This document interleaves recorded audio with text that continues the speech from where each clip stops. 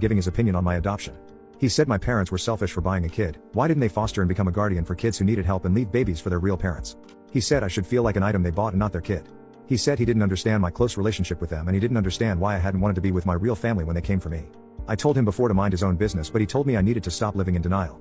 On Sunday we were celebrating my grandpa's birthday and my aunt's husband talked about these adoptee advocates online and how their stories are something everyone should hear and they should be listened to. He said he really aligned with them and he said he thought they'd be good for me to listen to. That they'd help me work out my trauma and how he thought it would be good for me.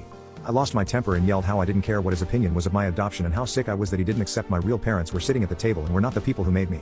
My parents didn't know what he'd been saying except for one comment that he apologized to them for and said he misspoke. My aunt did. The rest of the family didn't. Most of them were quiet, but grandpa told my aunt's husband he shouldn't speak about things that weren't his concern. My parents were pissed next to me because aunt's husband rolled his eyes at what I said.